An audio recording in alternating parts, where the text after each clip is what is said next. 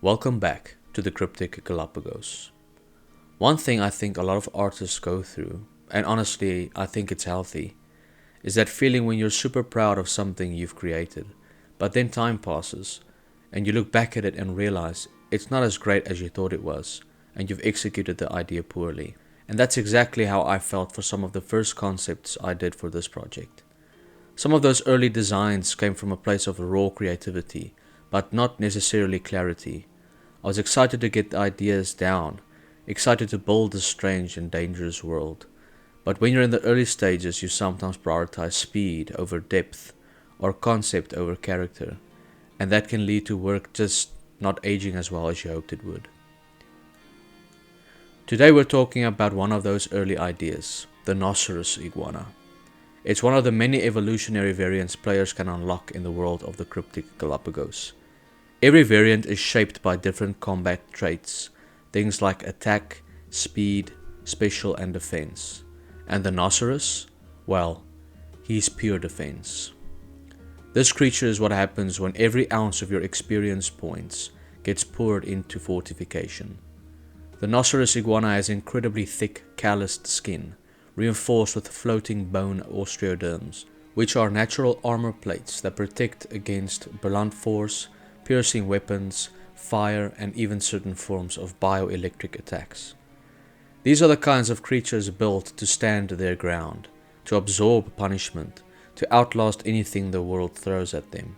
And in the brutal evolving territories of the Cryptic Galapagos, that kind of resilience matters. But here's the thing.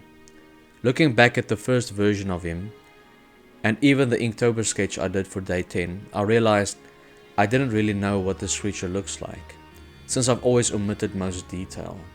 I only knew what it was meant to be on paper. Characters like Keetha and Gualar got way more love and development over time. The Noceros didn't, and that started to bother me. It's not just about the creature design, it's about the story that design tells. And when you leave parts of that story undercooked, your audience feels it. Even if they don't realize it right away, there's a kind of hollowness to characters that haven't been fully imagined.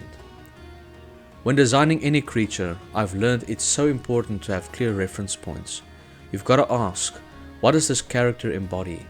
What does it feel like to meet this character or become it? I was on Pinterest for a few hours, gathering new inspiration, and after seeing countless tanky creature concepts, I decided to completely redesign the Noceros Iguana from the ground up, flushing out the features which I so poorly neglected. And man, it made all the difference. Drawing reptiles is no joke. There are dozens of different scale types and textures, and each one says something about the creature. Are the scales smooth and ancient, like armor that has been worn for centuries? Or are they sharp and new, like something still evolving in real time? I kept thinking, what if I actually drew each scale with care? How much more real and ancient would it feel? My mistake before was basing the design too heavily on an Indian and Javan rhinoceros. Cool animals, but not reptiles. The Noceros isn't a mammal in armor, it's an ancient reptilian titan. That shift in mindset changed everything. I started thinking more about what the Noceros meant in this world. What did it survive? What forces shaped it? What evolutionary arms race brought it to this point? Looking back, I had all the right ideas in my head, I just didn't execute them properly. And since the Noceros was the very first creature featured on this channel, I wanted to revisit him. Not to erase the past, but to honor it and do better. If you haven't yet, give that video a watch. It will elaborate on some of the lore surrounding this iguana. It shows where this concept started, but this one shows where it's going. This video is a kind of love letter to my first idea, except this time I gave it the time and attention it deserves, not just a quick concept sketch. And I've come to believe that if you don't spend time showing the world what's in your head, no one will ever truly understand your vision. So let's talk about what the Noceros Iguana really is. It's slow, but relentless. It's fire resistant. It's immune to several known toxins. It towers above all iguanas, standing taller than both Galapagos land iguanas and the current salt scale alpha. This thing doesn't chase you, it just walks towards you and keeps walking.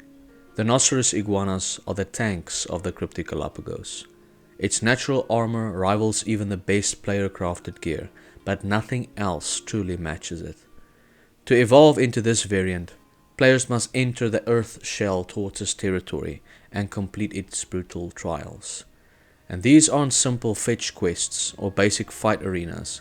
These trials are full of heat, pressure and endurance, designed to test your resolve, to see if you can endure like a Noceros, to see if you deserve these new scales. Only then will you unlock the path to its living fortress. When enemies see you coming, they don't fight, they hesitate. Predators? They turn back, unwilling to risk breaking their teeth or claws against your hide. And when the ground trembles beneath your steps, even the bravest challengers know they stand before the Noceros Iguana.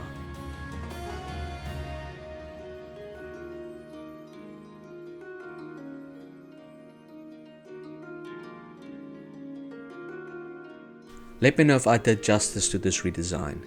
Comment below what you would have changed from the first version of this iguana. Would you have leaned more into the rhino look or gone even more reptilian? I'd love to hear your thoughts. And I'd love to revisit the other two original variants as well, the Arma and the Crocodilus, and the last of the Earth Shell Iguanas, the Defense and Attack variant. Which one should I do next? They'll each get a video similar to this one, with lore, design notes and everything I've learned since those early concepts. And lastly, a huge thank you to you for watching, and an even bigger shout out to my amazing Patreons. You guys make it possible for me to keep building this world, one creature at a time. Seriously, I appreciate you more than I can say. If you haven't yet, hit the like button and subscribe if you want to see this world grow. And thanks for watching.